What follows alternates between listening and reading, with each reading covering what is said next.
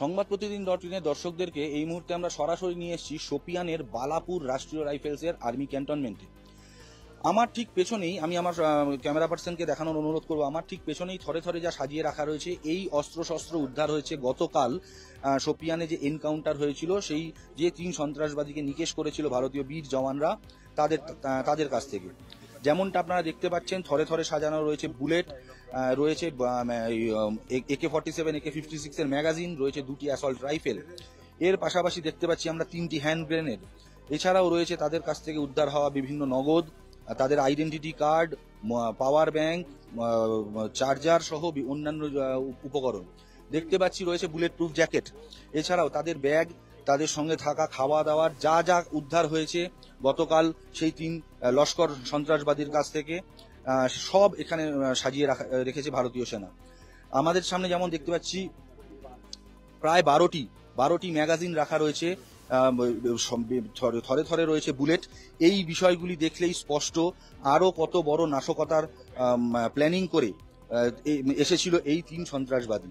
যেমনটা আপনাদেরকে ইতিমধ্যেই আমরা জানিয়েছি, এই 3 লস্কর সন্ত্রাসবাদী যারা কালকে নিকেশ করা হয়েছে, তাদের মধ্যে যে 2 জনের পরিচয় এখনো পর্যন্ত শনাক্ত করা গিয়েছে, তাদের মধ্যে তাদের নামের সঙ্গে রয়েছে বিভিন্ন অভিযোগ, যার মধ্যে রয়েছে বিজেপির স্থানীয় পঞ্চায়েত প্রধানকে হত্যা, যার মধ্যে রয়েছে 2 জার্মান নাগরিককে হত্যা করার মতন অভিযোগ। বিদেশি নাগরিককে হত্যা করা ভারতীয় রাজনৈতিক কূটনৈতিক বিষয়ে যে কতখানি এফেক্ট করতে পারে তা আপনাদের কাছে আর নতুন করে বলে দেওয়ার কিছু নেই। 18 বছর বয়সের এই সন্ত্রাসবাদী, সে আমরা দেখতে পাচ্ছি একটি লিস্ট রয়েছে যেখানে গ্যাস, চাল, 65 কিলো চাল এবং অন্যান্য কি কি জিনিস, তারা সুজি 4 কেজি, 1000 টাকার বাসনপত্র কিনেছে, কি কি কেনার সেই টোটাল ফর্দ এখানে রাখা রয়েছে। যেমনটা দেখতে পাচ্ছেন 3টি হ্যান্ড গ্রেনেড, 3টি লাইভ হ্যান্ড গ্রেনেড এখানে রাখা রয়েছে, রাখা আছে 12টি ম্যাগাজিন। পাশেই আপনারা দেখতে পাবেন যে 2টি রাইফেল রয়েছে, অ্যাসল্ট রাইফেল রয়েছে অটোমেটেড।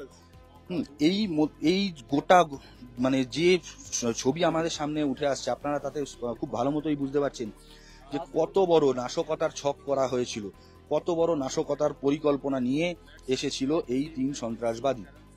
বলা ভালো যে ভারতীয় সেনার মানে নিজেদের গোয়েন্দা বিভাগের থেকে পাওয়া তথ্যের ভিত্তিতে ভারতীয় সেনা গতকাল যে অপারেশনটি চালিয়েছে, সেই অপারেশনের ফলে আরো অনেক বড় নাশকতার ছিকিয়ে দেওয়া গিয়েছে বলেই মনে করা হচ্ছে।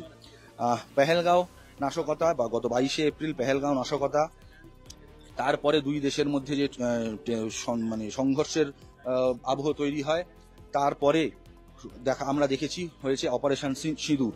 যে অপারেশন সিঁদুরের মাধ্যমে পাকিস্তানের মাটিতে ঢুকে তাদের বিভিন্ন ঘাঁটি ধ্বংস করে এসছেন ভারতীয় বীর জওয়ানরা। আপাতত 2 দেশের মধ্যে সংঘর্ষ বিরতি চললেও আপাতত তাদের দেশের মাটিতে ঢুকে, যাকে বলা হয় ঘর মে ঘুসকে মারনা, সেটা আপাতত স্থগিত থাকলেও ঘরের শত্রুদেরকে খোঁজা, তাদের নিকেশ করা, এই কাজে কিন্তু দাঁড়িয়ে দিচ্ছে না ভারতীয় সেনা। স্পষ্ট বার্তা, যেখানে লুকিয়ে থাকবে খুঁজে বার করে তোমাদেরকে পাঠিয়ে দেওয়া হবে মাটির তলায়। এই কাজে ভারতীয় সেনা ফুল ফ্লেজডলি অ্যাক্টিভ রয়েছে, ফ্রন্ট ফুটে রয়েছে। যার মানে সব জল জ্যান্ত উদাহরণ আপনারা আমাদের স্ক্রিনের মাধ্যমে দেখতে পাচ্ছেন। প্রচুর অস্ত্র, ম্যাগাজিন, রাইফেল সহ, মানে যাকে বলা হয় মানে অস্ত্রশস্ত্রের বিপুল ভান্ডার আমাদের সামনে আপনাদেরকে দেখাচ্ছি আমরা। শুধু অস্ত্র নয়, আমার দেখানোর অনুরোধ করব এখানে পরে থাকা বুলেট প্রুফ জ্যাকেটের দিকে। এখানে আমরা দেখতে পাবো বুলেট প্রুফ জ্যাকেট, তাদের জন্য প্রয়োজনীয় শুকনো কিছু খাবার, যাবতীয় বিষয়। এই যে জ্যাকেটগুলি আপনারা দেখতে পাচ্ছেন, এই 3টি জ্যাকেট কালকে ছিল সেই 3 সন্ত্রাসবাদীদের গায়ে। যেমন দেখতে পাচ্ছেন এখনো রক্তের ছাপ স্পষ্ট, এখানে রক্তের ছাপ স্পষ্ট দেখতে পাচ্ছেন। গতকাল যে 3 সন্ত্রাসবাদীকে নিকেশ করেছিল ভারতীয় বীর জওয়ানরা, তাদের গায়ে থাকা এই জ্যাকেটে এখনো স্পষ্ট তাজা রক্তের দাগ। ঠিক মানে আপনারা এখানে দেখতে পাচ্ছেন অস্ত্র, বুলেট, সঙ্গে প্রয়োজনীয় শুকনো খাবার তাদের সঙ্গে যা ছিল সেগুলিও আমরা দেখাচ্ছি আপনাদেরকে। ঠিক যেমনটা একটু আগে দেখালাম, একটি পুরো তালিকা তৈরি করা ছিল তাদের কি কি কিনতে হবে, কি কি কেনার আছে, যাতে চাল, ডাল, সুজি, বাসনপত্র সহ বিভিন্ন ফর্দ করে নিয়ে রেখেছিল তারা, সেই তালিকাও আপনাদেরকে আমরা দেখিয়েছি।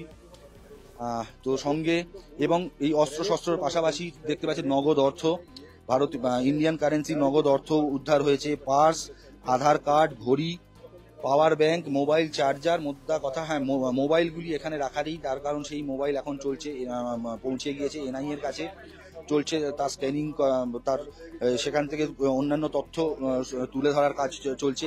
কোন কোন নাম্বার থেকে ফোন এসেছিল, কোথায় তারা যোগাযোগ করেছিল, হ্যাঁ, এই ধরনের বিভিন্ন, বা সেই গুগল ম্যাপের টাইম লাইন দেখে তারা কোথায় কোথায় গিয়েছিল, এছাড়া তাদের আর কি কি পরিকল্পনা ছিল সেগুলি খোঁজার চেষ্টাও চালিয়ে যাচ্ছেন ভারতীয় গোয়েন্দারা। আপাতত যে বিপুল অস্ত্র ভান্ডার এখানে আপনারা দেখতে পাচ্ছেন, সেখান থেকে দেখলে গা শিউরে উঠতে বাধ্য।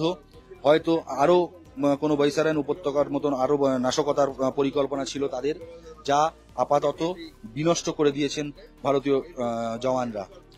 আরো একবার আপনাদের মনে করিয়ে দেবো, গতকাল ভোরবেলা থেকে শোপিয়ানে যে এনকাউন্টার শুরু করেছিল রাষ্ট্রীয় রাইফেলসের ব্যাটালিয়ন, তাদের কাছেই সেই এনকাউন্টার চলাকালীন তিন লস্কর সন্ত্রাসবাদীকে নিকেশ করা গিয়েছে। সেই তাদের কাছ থেকে উদ্ধার হওয়া, বাজেয়াপ্ত করা বিভিন্ন অস্ত্র আপনাদের সামনে সাজিয়ে রাখা রয়েছে।